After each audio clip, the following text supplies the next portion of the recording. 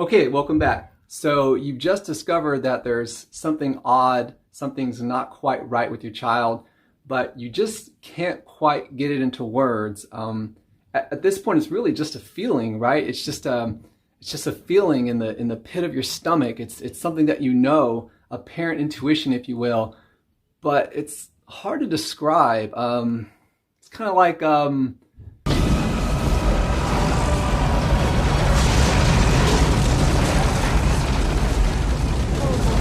okay, so maybe it's not quite like two people escaping from the most dangerous tornado ever, but it's definitely something. And I think that however you describe that feeling, however I felt, we would both share one similar word. It was definitely overwhelming. Let's talk about it. ASD with Daniel D. Let's go.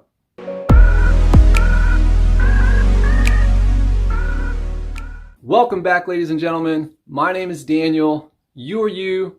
And it's very nice to meet you. As you know, on this channel, we cover the parent's perspective, or it's applicable to any loved one that's affected by an autism spectrum disorder. And as you know how this channel works, everything in the description is time marked, so feel free to go down there, find your favorite point, watch what you want, and if you like it, watch the rest. And if you like it even more after that, hit the thumbs up button, subscribe, and share it with all your friends. Got a good one today. 5 tips on how to prepare a parent for an autism spectrum diagnosis. I can tell you right now that there is a proprietary feeling that goes into how a parent or loved one feels before they go to get the actual official diagnosis. It's something that really can't be articulated or explained in a PowerPoint or thesis paper or something like that. It's something that only those affected feel, and there's a lot of resources out there, and this channel will certainly go into those resources on what happens during and after the diagnosis. But what a lot of people don't know, and why would they if they've never been through it, there's an entire feeling before you get to the initial and as well as the post-diagnosis. So without further ado, point number 1, do not wait to make the diagnosis appointment. I'm late for a very important date. No time to say hello, goodbye. I'm late. Exactly, Mr. White Rabbit, with your glasses and well-dressed clothing. Surely you're full of wisdom. Nonetheless, he has a point. We cannot wait on this, guys. Regardless of how you're feeling, regardless of the fears that reside within you, trust me, I know. You really know, like you want to know, but you don't want to know. So I get it. You're very, very conflicted. There's a lot of noise out there and you're not sure what to do, but I'm telling you right now, do not wait. Regardless of all the emotional closure and difficulties that you'll go through afterwards, there are technical reasons why you cannot wait, such as getting services, getting your health insurance right, getting a plan in place for behavioral services and different types of things like that. So do not wait, make the appointment. Okay, moving on to point number 2. Prepare for the worst. Well, actually, this is as real as it gets. Rioting, mass religious hysteria, total chaos, you can imagine. Basically the worst parts of the Bible. Okay, let's calm down, Billy Bob Thornton with hair. It's not that bad. However, this is very personal. It's very personal for me. It's very personal for you. We really don't know what to expect. We don't know what's going to happen. So just to keep yourself safe, I'm telling you, it's safe to just keep your expectations low.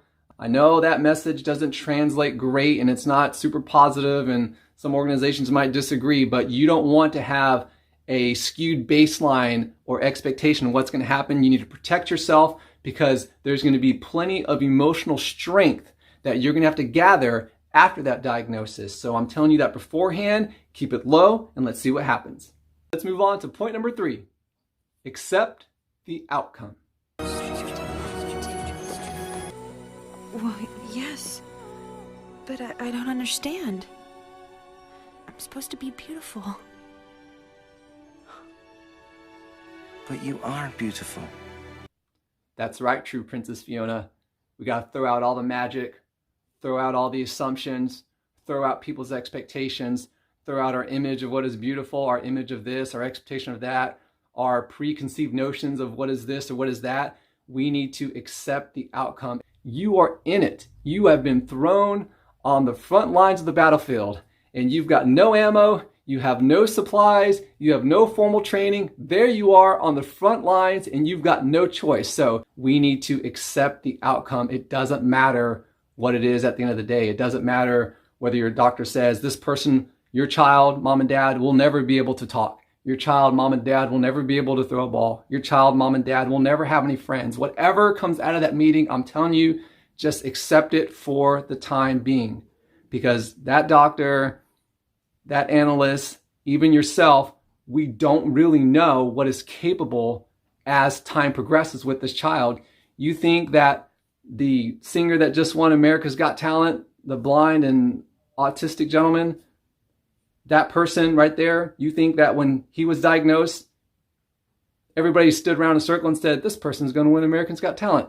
No way, right? So we don't know, you don't know, but just for the time being, accept the outcome. Let's move on to point number 4. React however you want.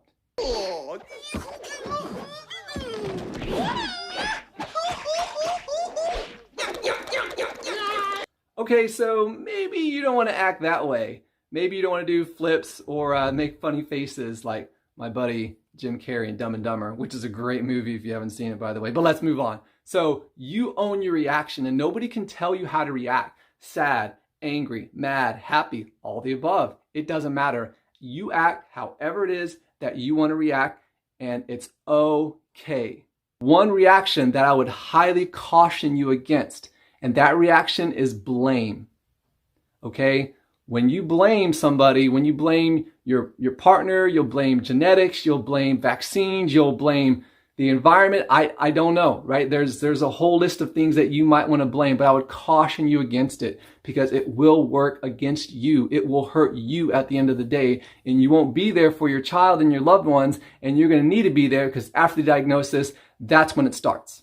Now that you've reacted however you want, except for blame, let's move on to point number 5, which is take a step. I'm not saying several steps. I'm not saying start running in a million different directions.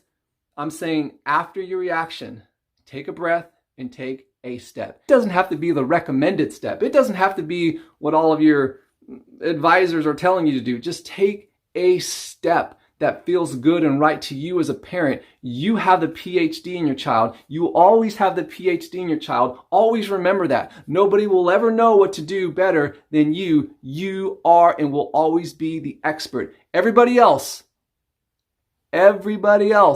is a complementary piece. You gotta see it that way. That doesn't mean you don't listen. The best generals on the battlefield listen to their lieutenants. You gotta listen at all times. But what I'm telling you is you are and will always be the expert. So embrace that role and take a step. All right, that's it. We did it. 5 tips on how to prepare for an autism diagnosis. Again, if you like the content, hit the thumbs up button to like, subscribe, and share with your friends. I will see you on the next video.